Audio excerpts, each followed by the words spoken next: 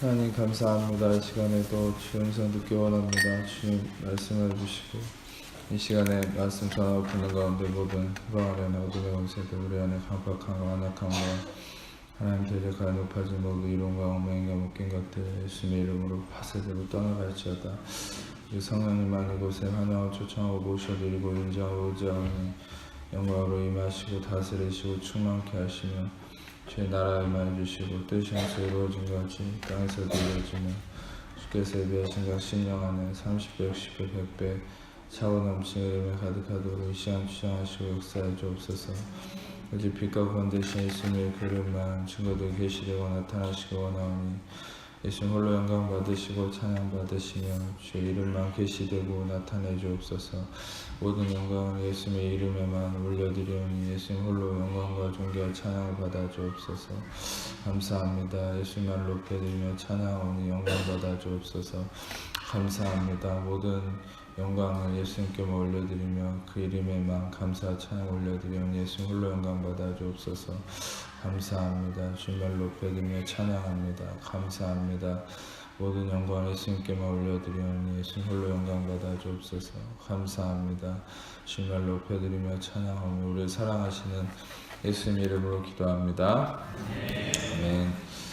예수님께 이 바리새인과 서기관 몇 사람이 표적을 보여달라 이렇게 요청하는 구절이 있습니다. 그래서 이 당시에 유대인들은 이 표적에 굉장히 집착을 했던 사람들입니다. 왜냐하면 그 표적에 집착을 했다라는 사실에 대해서 우리가 먼저 좀 같이 보도록 하고 예수님께서 그 다음에 답하고 반박한 것이 굉장히 따끔한 말을 하시죠. 그것은 악하고 음란한 세대가 표적을 구하나 선지자 요나의 표적밖에는 보일 표적이 없느니라. 그래서 이 유대인들이 표적을 구하는 부분에 대해서 예수님은 좋게 받아들이지 않는 부분을 우리가 볼 수 있습니다. 단순히 좋게 받아들이지 않는 정도가 아니라 뭔가 이렇게 책망하는 모습을 우리가 볼 수 있죠. 그것은 왜 그런지 우리가 먼저 이 유대인들의 특징을 우리가 볼 수 있어야 되는데, 유대인들이 왜 표적을 구할까요? 이 표적이라는 건 유대인들이 보여주는 표적의 의미와 예수님이 나타내는 표적의 의미가 다르죠. 실상 여러분들이 이해해야 될 것은 요한복음의 표적이라는 말과 기적이라는 말이 다릅니다. 표적이라는 말은 어떤 하나님이 행하시는 이 땅에 대한 사인, 예언에 대한 의미가 담겨 있는 게 표적이에요. 그러니까 이 표적이라는 말과 기적이라는 말을 조금 구분해서 쓸 필요가 있는데, 첫 번째 표적이다 했을 때 예수님이 요한복음에 가나의 혼인잔치에서 물을 포도주로 만드는 사건, 두 번째 표적이라 했을 때 그것은 가나의 신하의 그 자식을 고친 사건. 다시 말하면 이 두 가지 이것을 요한복음은 첫 번째 표적이다, 두 번째 표적이다 얘기하거든요. 근데 이것은 기적과 좀 다릅니다. 예수님은 실상 하나님의 행하시는 일을 표적으로 이 땅에 대한 사인과 예언으로 나타내시는데, 이 유대인들은, 율법주의자들은 이것을 표적으로 얘기했지만 실상 그 표적이 아니라 그들은 눈에 보이는 뭔가를 보여주기를 원했던 거예요.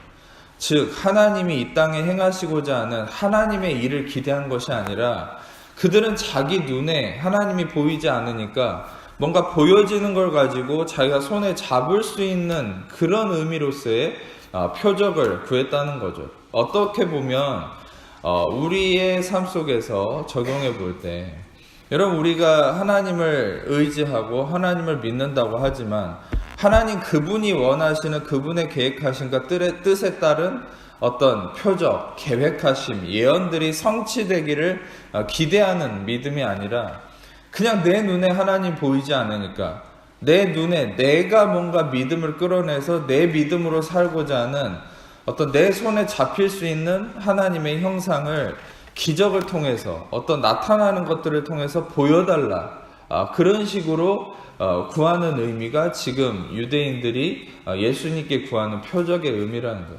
실상 여러분들에게 매번 설교 중에 따끔한 소리를 했지만, 한국에 있는 많은 교회들은 그런 미신적 신앙에 빠져 있는 게 대다수예요. 그러니까 말씀에 기반이 없이 목사가 교주처럼 군림하면서 이 목사가 헛소리를 하든 말씀을 얘기하든 안 하든 다 그 말에 마치 체면이라도 걸린 것처럼 잘못된 길로 걸어왔던 게 한국교회 성도들이고 교회조차도 다 그렇게 왔기 때문에 교회가 지금 아무 힘이 없는 것이 그 상태라는 거예요. 왜냐? 눈에 보이는 표적만 구했다는 거죠. 정말 하나님이 의도하신 하나님의 그 마음에 있는 예언이 성취되고 그 예언은 누구를 중심으로 삼는 겁니까? 그리스도가 이 땅에 행하실 것에 대한 그리스도의 십자가의 복음과 죄사함과 의롭다 하심의 은혜 복음이 이루어지고 성취될 것에 대한 이 예언이 성취되는 그 중심의 표적. 마치 아까도 설명했듯이 물이 포도주가 되고 가나의 신하의 자식이 나왔다는 이 치유받은 그 두 가지의 표적이 이루어진 그 두 가지의 표적은 실상 하나님이 나중에 이스라엘에 대한 장차 예수님이 행하실 놀라운 예언에 대한 성취를 나타내는 표적들이거든요. 근데 여러분 그런 하나님 입장에서 행하심에 대한 표적이 아니라 유대인들은 지금 자신들이 만족할 수 있고 자신들이 손에 잡을 수 있고 볼 수 있는 뭔가 자신이 기준된 자신을 만족시킬 수 있는 이 표적을 구하고 있다는 사실입니다. 근데 여러분 그 이전에 우리는 왜 이 유대인들이 자꾸 자기 눈에 보이는 뭔가 자신을 만족시킬 수 있는 표적을 구하고 있을까요? 그것은 실은 그 문제는 아담과 하와로부터 거슬러 올라가야 되는데 그것은 매번 설명했듯이 인간은 하나님을 볼 수 없습니다. 어떤 면에서는 인간은 영이고 인간은 이 영적 존재이긴 하지만 육을 입고 있고 하나님 완전한 영이시기 때문에 서로 정말 이렇게 만나는 거 서로 이렇게 컨택이 어려운 게 사실이죠. 그런데 그게 어려워진 것이 실상 아담과 하와부터 이루어진 거지 원래 어려운 건 아니었어요. 왜? 아담은 하나님이 창조하셨을 때 제가 금요 예배 때도 한번 강의를 했지만 하나님이 하나님의 형상대로 인간을 지으셨다 이렇게 성경은 얘기하고 있어요. 하나님의 형상대로 인간을 지으셨을 때 인간은 눈, 코, 입이 달린 것이 하나님의 형상이 아니라 인간이 하나님의 형상이라는 것은 하나님이라는 이 야훼, 유드헤 바브헤 야훼라는 이름은 그 안에 하이라는 이 히브리어를 중심으로 담고 있어요. 그 히브리어는 하이, 살아있다라는 말입니다. 다시 말하면 야훼라는 이름은 하이라는 말에서 왔는데 그것은 살아있는 존재하는 분이다. 하나님도 자신을 에흐엣 아쉐르 에흐엣, 다시 말하면 자신은 스스로 존재하는 자다. 스스로 살아있다. 그 하나님 자체가 생명이라는 것이죠. 그래서 하나님은 죽은 자의 하나님이 아니라 산 자의 하나님이다. 예수님이 이렇게 소개도 했습니다. 우리는 중요한 것은 그래서 하나님은 스스로가 생명의 존재인데 생명의 근원이고 예수님도 자신을 길이요 진리요 생명이니 라고 얘기했죠. 그래서 다시 말하면 하나님 그분이 생명의 근원이기 때문에 인간을 하나님의 형상으로 지었을 때 인간을 생명이 되게 하셨다 이렇게 얘기하죠. 흙으로 사람을 빚어서 아파르로 사람을 빚어서 무가치한 것이라고 그랬죠. 이 흙은 좋은 흙이 아니라 무가치한 것을 나타내는 아파르를 쓰고 있어요. 그래서 그 무가치한 것으로 사람을 빚어서 그 코에 생기를 불어넣었다. 생기를 불어넣었는데 그것이 생명이 되었다라고 성경은 얘기하고 있어요. 생명이 되었을 때 인간은 어떻게 되냐면 그 이름이 하이네페시라고 부릅니다. 그것은 동물은 이 성경에서 일컫는 동물은 하이라고만 얘기합니다. 다시 말하면 그냥 살아있는 거예요. 근데 인간을 지칭할 때는 생명이라고 했어요. 그건 하이네페시. 그건 뭐냐면 그냥 살아있는 게 아니에요. 네페시라는 숨결이 담겨있는 겁니다. 여러분 이 숨결이 어디서 온 겁니까? 하나님에게서 온 거죠. 그래서 동물은 하나님의 형상이 아니에요. 인간만이 하나님의 형상이에요. 왜냐? 하나님의 네페시가 담겨있기 때문에. 그래서 여러분 인간이 아무리 동물 같은 짓거리를 하고 살아도 인간은 인간이에요. 인간은 네페시를 가지고 있어요. 할렐루야. 그래서 여러분 절대 진화론이라는 거는 성립될 수 없는 게 여러분 실상 가장 이 인간과 DNA가 닮은 원숭이라고 해도 그 DNA가 야 봐라, DNA 배열 구조가 요거 하나 차이지 않냐. 여러분, 요거 하나 차이, 티끌만한 어떤 이 겨자씨만한 차이가 있다 해도 인간은 인간이에요. 그리고 실상 여러분 생각해 보세요. 인간이랑 DNA가, 원숭이가, 동물이 똑같다고 해도 인간과 동물은 다른 거예요. 왜? 육신적으로 인간과 동물이 차이가 있는 게 아니라 인간은 하나님의 네페시가 있기 때문에 인간인 거예요. 아멘. 그래서 여러분들이 알아야 될 건, 진화론은 표면적으로만 자꾸 인간과 동물들의 유사성을 비교해서 우성과 열성을 가지고, 실상 진화론의 근원지는 전에도 제가 많이 설교 중에 언급했지만, 영국이, 다윈도 영국 사람 아닙니까? 근데 영국이 식민지 정책을 정당화하기 위해서 이 우성과 열성을 가리고 자신들이 우수한 민족, 백성이라는 것을, 국민이라는 것을 정당화하려고 진화론을 정치적으로 전 세계에 퍼뜨렸는데, 이 퍼뜨릴 때도 과학적인 걸 다 조작을 했어요. 실상 지금도 진화론을 정말 수많은, 제가 논문이나 이런 거 공부를 해봤지만, 정말 과학적으로 따지기 시작하면, 예를 들어서 지구의 나이는 실상 10,000년도 안 되는데 그거를 진화론자들은 동위원소 측정법을 다 속였단 말이에요. 동위원소 측정법이나 이런 걸 정확하게 연구하고 공부하면 지구의 나이는 10,000년도 안 돼. 실상 그런데 그걸 알면서 제가 수능 공부 때 지구과학 할 때 왜 그걸 억지로 공부했냐. 답을 맞춰야 되니까. 어찌됐든 여러분, 중요한 건 답을 맞추기 위해서라도 공부하는 거. 왜냐? 여러분들이 소설책 읽어가지고 말도 안 되는 역사에서 나오는 박혁거세가 아래서 나왔다 이런 거 왜 공부합니까? 그냥 답을 맞추려고 쓰는 거죠. 사실은 아니니까. 사실도 아닌데. 근데 여러분, 중요한 거는 그게 사실이라 해서 여러분이 진화론을 믿는 게 아니라 시험 보려고 믿는 거예요. 그러니까 여러분, 진짜 진실은 여러분들이 그 보여지는 표면적인 걸 가지고 진실이다 아니다를 따지면 안 돼요. 여러분, 항상 제가 얘기했죠. 사실은 존재해요. 이 땅에 사실이 있지만 그 팩트 뒤에 사실을 움직이는 진실이라는 게 있다고요.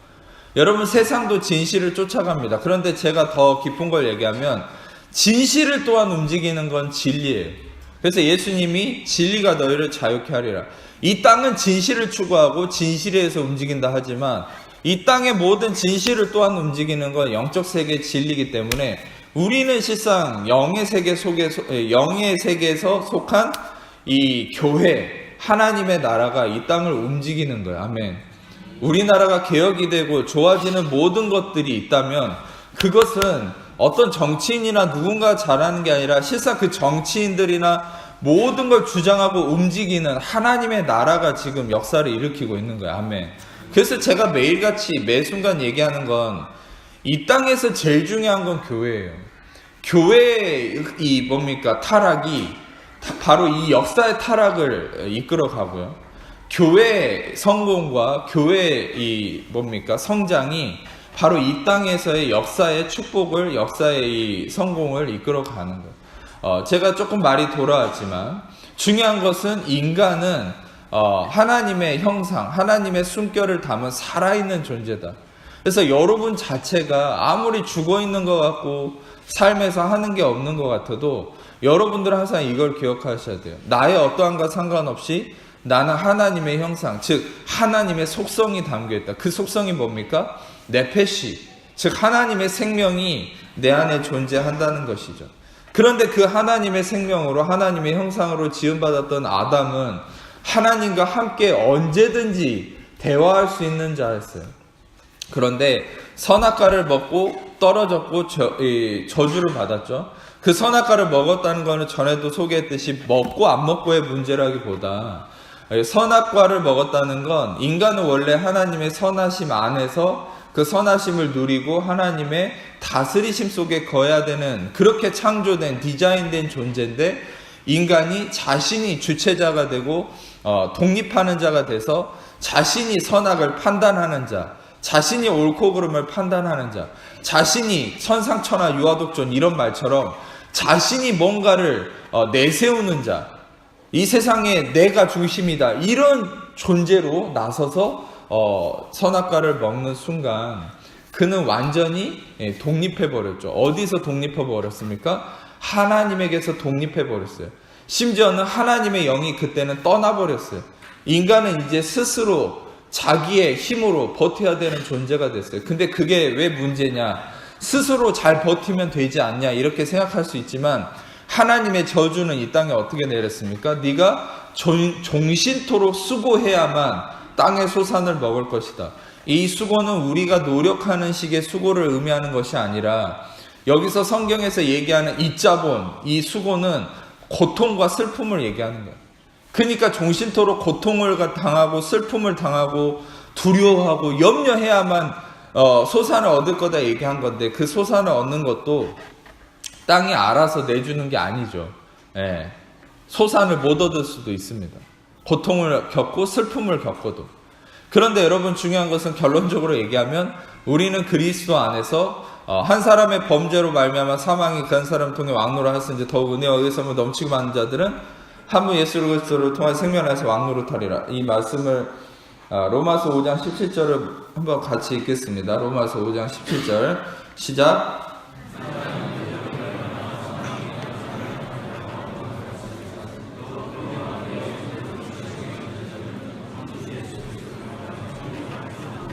아멘.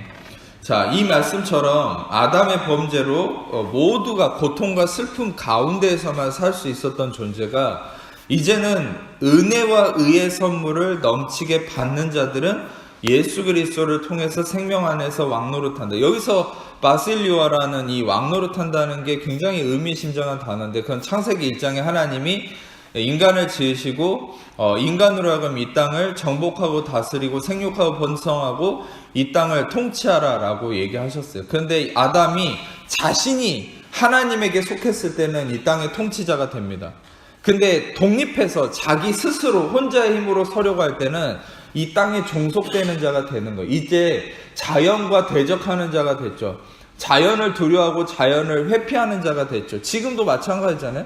여러분이 아마존에 가면 하루라도 생존할 수 있다고 생각하십니까? 그 어마어마한 이 자연의 무시무시함 속에서 인간이 그런 저주에 빠진 거예요. 이 자연도 저주를 받은 거예요.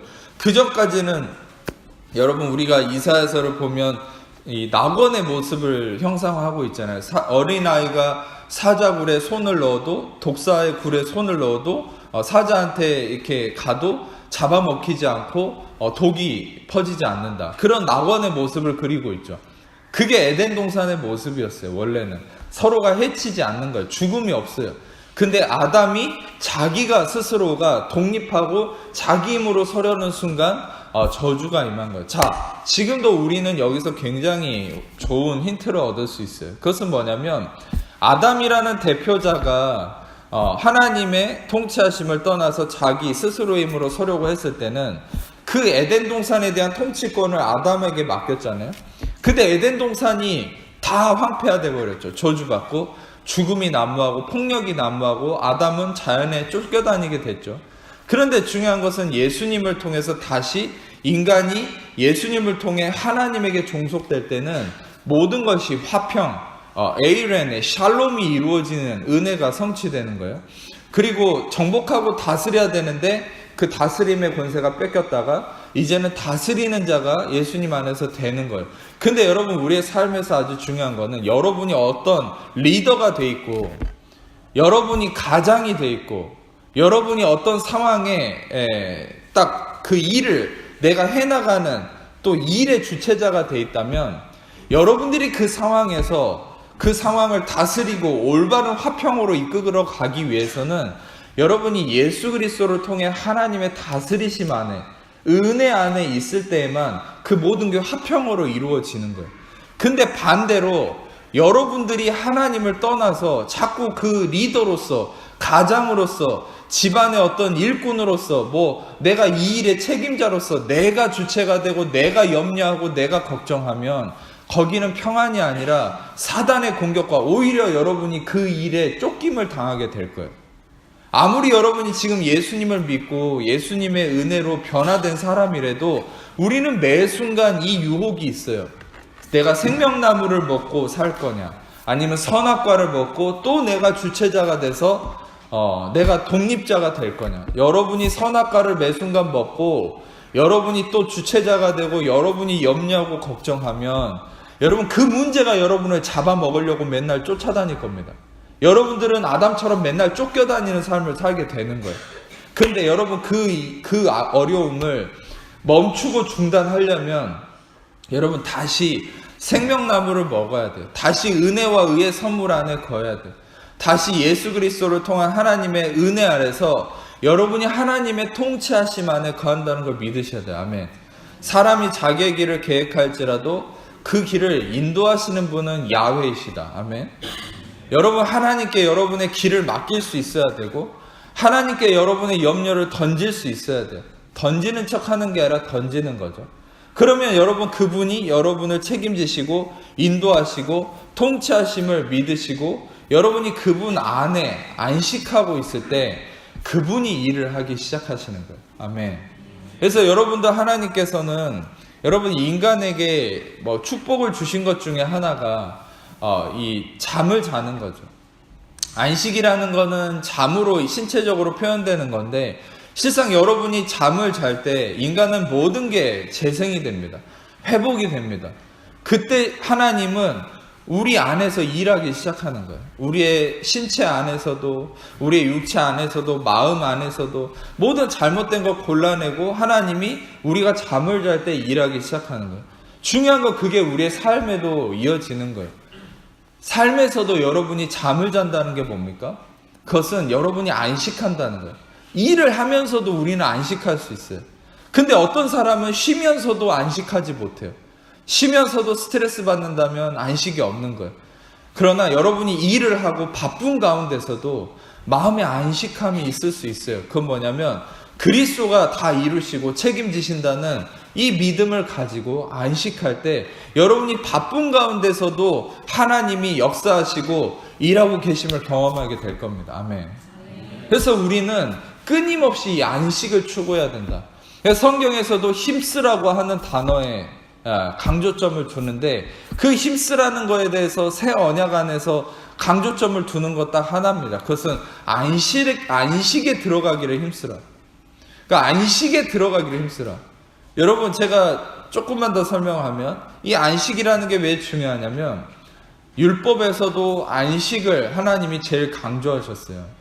그리고 이 십계명에도 보면 다른 십계명의 이 히브리어 단어들은 4자에서 5자 정도밖에 안 됩니다. 근데 안식일을 기억하여 거룩히 지키라, 네 번째 계명은 90개 이상이 돼요. 그 단어는. 그러니까 다시 말하면 안식일에 대해서 하나님은 제일 많이 강조하시고 제일 많이 초점을 두시는 거예요. 근데 그 안식한다라는 게 실상 하나님이 이 안식일을 지정할 때 우리 인간을 위한 안식이거든요. 그건 하나님이 쉬려고 안식을 선포하신 게 아니에요. 인간을 쉬게 하시려는 거예요. 그 일은 왜입니까? 왜 하나님은 인간을 쉬게 할까요? 그것은 근본적으로는 다른 의미가 있어요.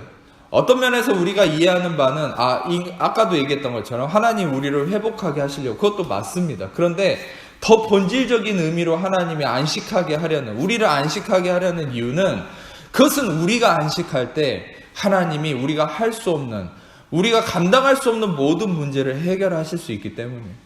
여러분, 하나님은 여러분이 분주하고 여러분이 염려하고 걱정할 때 하나님 절대 일하시지 않습니다. 일하실 수 없습니다. 여러분이 안식하고 기뻐하고 감사하고 평안을 누리고 있을 때 그때 하나님이 일하기 시작하세요. 아멘. 그래서 여러분, 하나님은 이 안식을 너무나 중요하게 생각하시는 거예요. 그래서 율법에서조차도 안식일을 어기면 죽인다. 하나님은 죽였어요. 제일 무서운 게 안식일에 대한 조항이에요. 이스라엘의 유대인들은. 그만큼 가벼운 게 아니에요. 엄청 무거운 거죠. 근데 지금 새 언약에 와서는 이 율법을 우리가 지키는 것이 아니라 율법 이외에 우리는 정말 본질적인 의미로 안식을 대하고 있죠. 그것은 무엇입니까? 우리는 매 순간 매 삶에서 이 안식이라는 게 정말 우리의 삶에 궁극적인 승리를 이끌어 가거든요.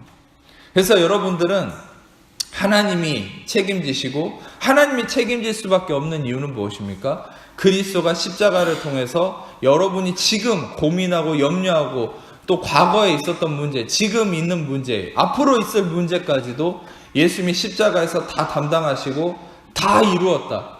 다 완성됐다, 다 성취됐다 하셨기 때문에 여러분들은 어떤 것도 염려할 필요가 없는 거예요. 할렐루야. 염려하는 것들이 안 이루어지고 있다면 그것은 지금 현재 여러분이 그걸 붙잡고 있기 때문입니다. 그걸 염려하고 있기 때문에 안 이루어지는 거예요. 여러분 여기에 속지 마세요. 무엇에 속지 말아야 되냐? 내가 염려하고 있는 거를 손에 놓으려고 하면 마귀는 속입니다. 네가 그걸 손에 놓는 순간 너는 그 문제가 일어날 거야. 너는 그 문제가 네 삶에 일어나서 널 죽일 거야. 이렇게 두려움으로 속일 거야. 근데 여러분 실상 그것이 바로 우리의 믿음의 싸움인 거야. 우리는 당당하게 대항해야 돼. 염려하는 것을 손에 놓고 내가 두려워하지 않겠다고 결정할 때에 마귀가 우리한테 그 일이 일어날 거라고, 넌 죽을 거라고 속이면 그래 죽여봐. 어차피 이 문제 때문에 계속 매여 있으면 여러분 죽게 돼 있습니다. 어차피 그거 염려하고 스트레스 받고 그거 끌어안고 살면 여러분 죽게 돼 있어요. 결국 육체도 죽고 마음도 죽습니다. 어차피 죽을 바에 그냥 내 던져 버리세요. 마귀가 뭐라고 속이고 너 죽을 거야 라고, 너 그 문제가 일어날 거라고 속이면 그냥 해보라고 하고 던져 버리세요. 그러면 그때 마귀가 떠나가고 하나님의 평강이 여러분들을 다스리고 덮고 보호하기 시작합니다. 여러분들이 염려하고 걱정하면 여러분 이걸 기억하셔야 돼요. 여러분이 예를 들어서 다 각자 염려하는 분야가 달라요. 어떤 사람은 돈을 염려하고, 어떤 사람은 관계를 염려하고, 어떤 사람은 뭐 내 일을 염려하고, 어떤 사람은 내 가족들을 염려해요.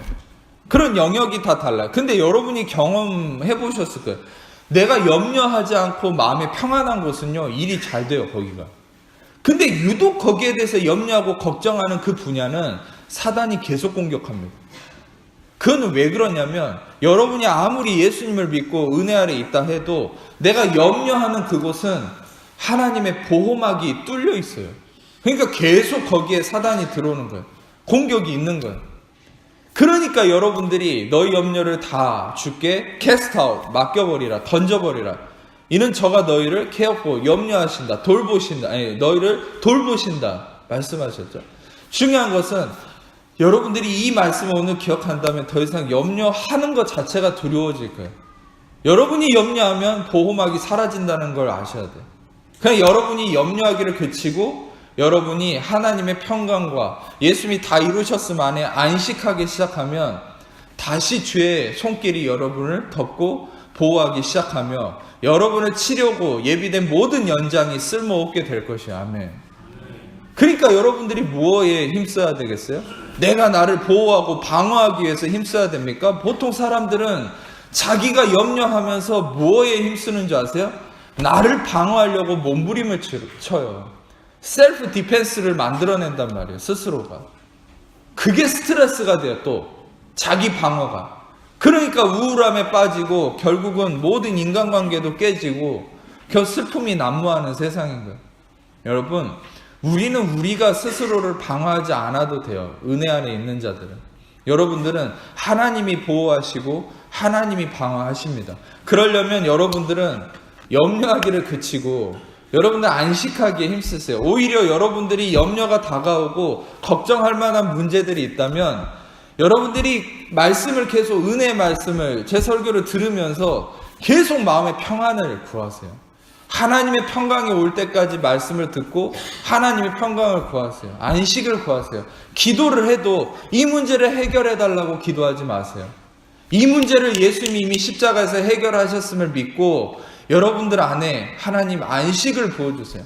내가 안식함에 들어가도록, 안식을 누릴 수 있도록 성령님 도와달라고 기도하세요. 아멘. 그러면 그 안식함이, 평안이 임했을 때 문제가 해결되는 것을 반드시 경험하게 될 겁니다. 할렐루야. 왜 제가 확신에 차서 얘기한 줄 아세요? 이것은 인간의 시시껄렁한 경험에 달린 게 아니라 이것이 바로 온 우주의 이치, 온 우주가 다스려지는 이치이기 때문에, 우주의 질서 그 이상의 원리이기 때문에 그래요. 안식하면 하나님이 일하신다. 이게 우주를 다스리는 하나님의 섭리입니다. 섭리라고, 통치라고 얘기하죠. 그래서 그런 의미로 말씀을 드린 건데, 다시 말하면 여러분 이제 말씀을 이렇게 마무리하겠지만, 여러분 여기서 이 아담이 천지를 창조함을 받고 나서 하나님을 떠나서 자기 스스로 고통하는 삶을 살고서 이 아담의 삶은 어떻게 됐습니까? 창세기 3장을 보면 하나님에게서 숨었죠. 두려워하고 수치를 당하고, 다시 말하면 두려움과 수치가 없었는데 생긴 겁니다. 두려움과 수치 때문에 하나님에게서 숨었습니다. 아담은. 근데 하나님에게서 숨어서 무화과 나뭇잎으로 자기를 가렸죠. 무화과 나뭇잎으로 자기를 가렸다는 건 자기의입니다. 자기의에 자기를 가렸다. 여러분, 이게 이제 중요한 게 뭐냐면 이 부분이 아까 표적에 대한 부분을 설명할 수 있는 부분입니다. 왜 유대인들이, 왜 사람들이 자기 눈에 보이는 뭔가를 자꾸 원할까요? 자기 눈에 보이는 뭔가를, 기적을, 손에 잡힐 수 있는 걸 원합니다. 그게 왜입니까? 그것은 인간은, 자기의에 매여진 인간은 자기의로 자기 눈을 가리고 있기 때문에. 그러니까 유대인들도 율법으로 자기의로 자기 눈을 가리고 있어요. 그러니까 하나님이 보이지 않아요. 수치와 두려움에 쌓여서 무화과 나뭇잎으로 자기를 가리고 숲에 숨어버려가지고 두려움과 수치 때문에 하나님이 보이지가 않아요. 인간은 하나님을 볼 수가 없는 상태가 돼버린 거예요. 그 전까지는 하나님과 교제하고 느끼고 살았지만 자기가 염려하고 주체자가 되고 독립자가 되는 순간 인간은 하나님이 보이지 않아요. 그러니까 인간의 육신적 속성이 뭡니까? 하나님을 자꾸 손에 잡으려고 하는 거예요. 자꾸 손으로 잡히는, 내 눈에 보이는, 내가 느낄 수 있는 뭔가를 추구하는 거예요. 그러지 않으면 믿을 수 없다고 얘기하는 거예요. 마치 도마같이. 도마는 예수님의 이 창자국에 구멍 뚫린 손과 발에 손을 넣어보지 않고는 내가 믿지 않겠다고 그랬잖아요. 그게 인간의 육신적 속성입니다. 자꾸 뭔가 보여지는 걸 요구해요. 그것을 따라가는 게 아담의 저주받은 모습이에요, 실상. 그런데 그런 의미로 예수님께 유대인들은 표적을 보여주세요 이렇게 얘기하니까 예수님이 너희는 악하고 음란한 세대다 이렇게 표현하죠. 여러분, 왜 예수님이 자꾸 표현을 할 때 악하고 음란한 세대라고 표현할까요? 말 그대로 살인과 미움과 음란, 강간, 불륜이 난무하는 시대이기 때문에 그런 표현을 썼다라고 생각하십니까? 아닙니다. 예수님의 이런 표현 하나에도 엄청난 진리가 담겨 있어요. 악하고 음란하다. 이것은 무엇에 대한 대표성을 의미합니다. 자, 예를 들어서 하나님의 택한, 마음에 합한 다윗을 보세요. 이 다윗이 하나님의 마음에 합한 자였지만 다윗은 또한 우리 죄된 모습이기도 합니다. 이 죄된 인간의 대표성을 띤 다윗이 어떤 죄악을 저지릅니까? 자기 부하 우리아를 죽이고 그 아내를 뺏고 불륜을 일으킨다. 악하고 음란하죠. 여러분, 중요한 건 이 두 가지가 따라와. 인간의 이 본성, 인간의 죄성, 인간의 본성입니다. 이게 악하고 음란한 거. 다시 말하면 다윗도 살인과 음란, 악하고 음란, 모든 것은 이 죄의 결과로 일어나는 인간의 실존, 인간의 대표성, 그게 악하고 음란하다. 모든 사람이 죄를 범하였음에 하나님 영광에 이르지 못하더니. 그리고 여러분, 우리는 다 양 같아서 각기 제 길로 갔거늘. 인간이 제 길로 가고 인간이 하나님의 영광에 이르지 못한 죄악에 빠진 모습, 그게 악하고 음란한. 근데 이 악하고 음란한 것은 결과물이에요. 결과물인데 무엇의 결과입니까? 바로 하나님의 은혜 아래 속하지 않고 자기 스스로 독립하려고 했을 때 일어나는 인간의 모습이라는 거예요. 그래서 제가 전에도 소개했죠. 사사기라는 책에 성경에 나오는 인간의 그 결론이 무엇입니까? 이 악하고 음란함이 결론으로 나오잖아요. 그런데 사사기에 등장하는 아주 의미심장한 구절이 있다고 그랬죠. 왜 이스라엘 백성들이 이렇게 악하고 음란해졌나? 이 문장들이 뭐가 포함되어 있냐면 사람들이 자기 소견에 옳은 대로 행했더라. 자기 소견에 옳은 대로 행했더라. 이게 성경에 이 사사기에 삽입되어 있는 것이죠. 자기 소견에 옳은 대로 행한 결과가 뭡니까? 악하고 음란한 것. 그것이 뭡니까? 자기 소견에 옳은 대로 행했다는 건 내가 결정하고 내가 판단하고 내가 염려하고 내가 주인공이 되고 내가 주체자가 될 때 우리는 그 결론은 악하고 음란한 거예요. 여러분들이 아무리 경건 생활한다고 해도요, 아무리 하루에 3시간씩 10시간씩 기도한다고 해도요, 아무리 여러분들이 죄를 안 짓고 살려고 노력한다 해도 여러분이 염려하고 걱정하고 여러분이 주체자가 되고 내가 뭔가를 하려고 하는 삶을 산다면 여러분들은 결론이 악하고 음란해질 수밖에 없어요. 그건 수순입니다. 여러분, 중요한 건 이 악하고 음란한 세대가 표적을 구한다. 왜입니까? 바로 내 수치와 두려움에 가려져서, 묶여서 자기 의에 가려져서 하나님을 볼 수 없기 때문에 표적을 구한다는 거예요. 자꾸 보여지는 걸 구한다는 거예요. 바로 하나님의 예언적 표적이 아니라 내가 믿을 수 있는 내 믿음, 육신적 믿음의 어떤 표상을 구한다는 거예요. 그게 인간의 한계라는 거죠. 예수님이 지적하는 거. 근데 예수님은 재밌게도 내가 요나의 표적밖에는 보여줄 게 없어. 요나의 표적. 성경을 좀 읽어보신 분들은 요 구절이 제일 궁금했을 거예요. 예수님은 도대체 이 뚱딴지 같은 소리는 뭔가? 도대체 여기서 요나라는 말이 왜 나올까? 요나의 표적이라는 게 뭘까? 요나는 여러분도 아시다시피 어떤 사람입니까? 너 니느웨로 가라. 근데 다시스로 가겠다고 하나님께 불순종하고 갔다가 고래밥이 됐죠. 다시 말하면 고래 뱃속에서, 그것도 정당한 이유로 고래밥이 된 게 아니라 하나님께 불순종하고 고래밥이 됐어요. 근데 고래 뱃속에서 3일을 머물고 하나님께 마침내 회개하고 다시 니느웨로 돌아간 이 요나의 이야기. 여러분, 왜 이 요나가 표적이 될 수 있다고 생각하십니까? 그것도 예수님이 왜 이 요나의 표적을 내세울까요?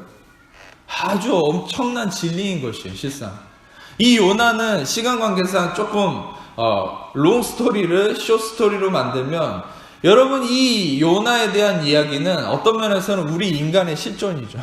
아담으로부터 이어진, 하나님이 하라는 대로 안 하고 늘 불순종에 빠져 있고 그 죄악 가운데 묶여 있는 우리가, 실상 여러분들이 불순종을 했다 안 했다가 중요한 게 아니라, 여러분, 우리는 예수님이 없었다면 내가 아무리 순종하는 삶을 살아도 우리는 불순종한 자가 되는 거예요. 왜? 아담이 원래부터 불순종한 자가 되었기 때문에. 그래서 그 유전적 죄로 인해서 우리는 예수님이 아니었으면 불순종한 자가 되는 거예요. 근데 우리는 예수님이 순종하셨기 때문에 우리의 어떤 것 상관없이 우리는 순종하는 자의 복을 받게 된 것이. 아멘. 예, 그게 로마서 말씀인데 한번 로마서 말씀을 좀 보도록 하겠습니다. 예, 19장, 로마서 5장 19절, 로마서 5장 19절 시작. 한 사람이 순종하지 아니함으로 많은 사람이 죄인된 것 같이 순종하심으로 많은 사람이 의인이 되리라. 네. 자, 이 말씀처럼 우리는 예수님의 순종하심으로 순종에 이른다라는 것이죠. 우리가 이 요나라는 인물은 다시 말하면 우리 인간의 실존적 대변을 나타내는 것인데, 근데 또 이 요나가 그런 불순종으로 각기 제 길로 갔지만 예수님이 바로 이 요나가 되셔서 대속하심을 이룬다라는 놀라운 진리가 있는 것이죠.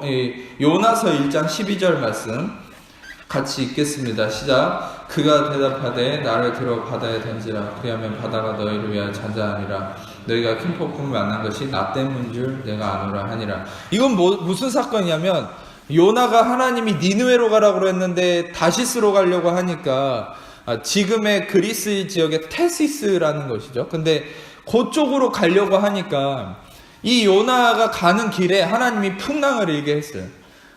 불순종하는 그 길이죠. 풍랑이 일게 돼서 배가 뒤집어지려고 하니까 모든 뱃사람들이 다 죽을 위험에 처한 거예요.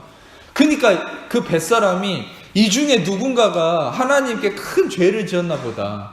그래서 이런 우왕좌왕하는 가운데 요나가 갑자기 이런 얘기를 하는 거죠. 오늘 방금 읽은 것처럼 나를 바다에 던져라.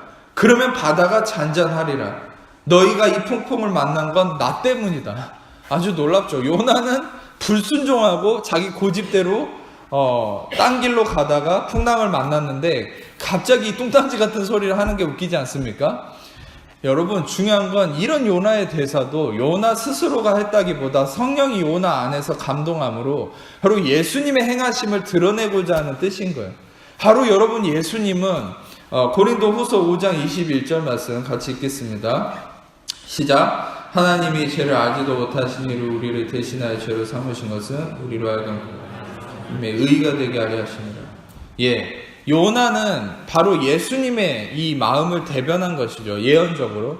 그것은 무엇입니까? 바로 불순종하는 요나가 바로 이 예수님이 이 요나의 모습이 되신 것이죠. 인류의 모두의 불순종을 짊어지고 그 불순종의 대가를 십자가의 불의함에 이른 자로서 피 흘려 죽으심으로 대가를 치르시고 우리는 의가 되게 하신다. 그 십자가에 자기를 던지는 것, 그게 바로 요나가 나를 바다에 던져라, 나를 이 심판에 던져라. 그래서 요나가 바다에 던져졌을 때 어떻게 됐습니까? 풍랑이 잠잠게 되었죠. 여러분, 여러분들을 삼키러 다가오는 모든 풍랑과 문제는 결론적으로 우리에게 있어서는 예수님이 그 심판에 던져졌기 때문에 모든 풍랑은 잠잠해져야 되는 것이, 아멘. 지금 여러분들에게 일렁이고 있는, 이 넘실거리고 있는, 여러분들을 죽이려고 다가와 있고 여러분을 위협하는 모든 풍랑과 문제는 이미 예수님이 심판에 던져졌기 때문에, 십자가의 심판에 던져졌기 때문에 이미 잠잠게 된 것이야. 할렐루야. 더 이상 그 문제에 속지 마세요.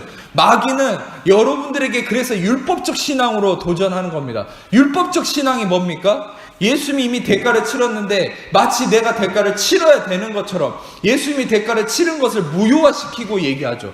네가 대가를 치러야 돼. 그러면서 문제를 갖고 와서 네가 대가를 치러야 되는 것처럼 위협하지 않습니까? 그런데 그게 거짓말이라는 거예요. 예수님이 이미 심판에 던져졌기 때문에 어떤 풍랑이나 어떤 문제도 더 이상 여러분을 위협할 수가 없어요. 이미 완성된 거예요. 테텔레스타이 쿨라 피니시, 다 완성된 거예요. 할렐루야. 만약에 여러분들 안에, 여러분들 앞에 문제가 다가와 있다면 여러분이 이거를 강하게 예수의 이름으로 대적해야 돼요. 내가 나사렛 예수의 이름으로 명하노니, 이미 예수님이 심판을 당하셨기 때문에 너희는 어떤 걸로도 날 위협할 수 없다. 예수의 이름으로 잠잠하라, 떠나가라, 이렇게 선포하셔야 돼요. 아멘. 그럴 때 그 문제가 자유케 되는 거예요. 잠잠하게 되는 거예요. 여러분이 문제 앞에서 제발 하나님 좀 도와주세요 이러고 있으면 해결 안 돼요. 마귀는 계속 속이고 있는데. 예. 여러분, 중요한 것은 이 요나가 바다에 빠지고 고래 뱃속에 들어갔습니다. 고래가 삼켜버렸죠. 근데 고래 뱃속에서 3일간을 머물렀어요.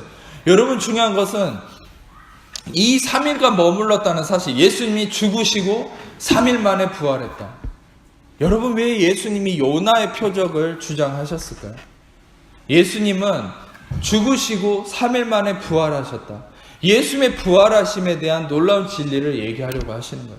다음 주가 부활주일이지만 오늘 조금 이거를 설명하려고 하는 건데, 로마서 4장 25절 말씀을 같이 읽겠습니다. 시작. 예수는 우리가 범죄한 것 때문에 내심이 되고 의롭다 하시기 위해서, 전에도 설명했듯이 여기서 의롭다 하시기 위하여가 아니라 원어로는 디아라는 헬라어를 써서 의로워짐에 의해서, 의로워졌기 때문에 라고 해석하는 게 맞다고 그랬죠. 그래서 예수님은 우리를 의롭게 하시기 위해서 부활한 게 아니라 우리가 의로워졌기 때문에. 우리가 왜 의로워졌습니까? 예수님이 십자가에서 불의함이 되고 우리는 의를 전가하셨기 때문에, 십자가를 통해서 대속하셨기 때문에. 할렐루야. 대속하셨기 때문에 이미 십자가를 통해 의를 얻었어요. 우리가 의로워졌기 때문에 그분이 부활하신 것이다. 할렐루야. 그래서 여러분, 고래 뱃속에서 3일간 있었던 요나, 바로 죽음에서 3일간 있다가 부활하신 예수님, 그건 무엇을 의미합니까? 바로 우리를 의롭게 하셨다. 의로움을 성취하셨다.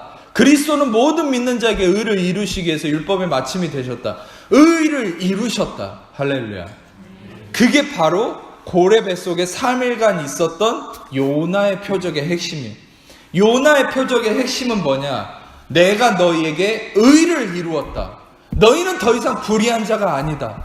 의를 이루었다. 여러분, 중요한 건 이 의를 이루었다는 확신이 인간에게 무엇을 이룬다고 생각하십니까? 바로 의를 확신하고 의가 이루어졌다는 확신은 무화과 나뭇잎으로 자기를 가리고 있는 인간의 무화과 나뭇잎을 벗겨버리고 거기에 피 묻은 가죽옷을 입히는 거랑 똑같은 거예요. 피 묻은 가죽옷, 바로 예수 그리스도의 피 흘리심, 예수 그리스도의 의를 옷 입혔을 때, 그때 아담과 하와는 다시 하나님과 교제가 회복될 수 있었고 하나님을 느끼고 볼 수 있었어요. 할렐루야. 여러분, 우리도 마찬가지예요. 눈에 보이는 뭔가를 구하지 말고 예수 그리스도가 여러분들의 의가 되시고 의를 성취하시고 여러분이 예수의 피로 의롭게 되었음을 믿음으로 확신하세요. 매 순간 나 스스로에게 선포하세요. 내가 예수의 피로 의롭게 되었다. 예수 안에서 나는 하나님의 의입니다.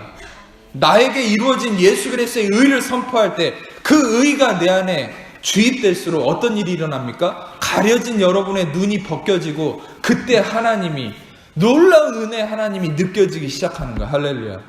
시시껄렁한 기적, 내 손에 보이는 느낄 수 있는 그거를 구할 게 아니라 여러분 우리를 의롭게 하시기 위해서 불의함이 되신 우리를 의가 되게 하신 그리스도를 여러분이 바라보세요.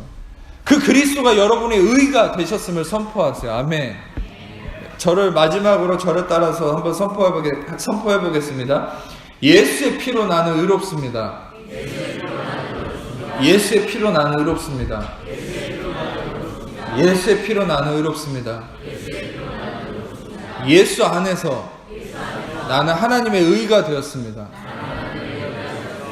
예수 안에서 나는 하나님의 의가 되었습니다. 예수 안에서 나는 하나님의 의가 되었습니다. 이걸 계속 선포하세요.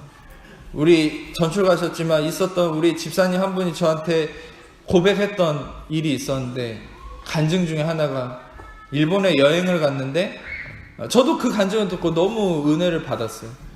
일본이나 또 다른 신상 같은 게 많은 우상이 있는 곳을 가면 이분은 좀 이렇게 항상 마음이 떨리고 몸이 떨리고 이렇게 눌림이 많이 있었대요. 옛날부터.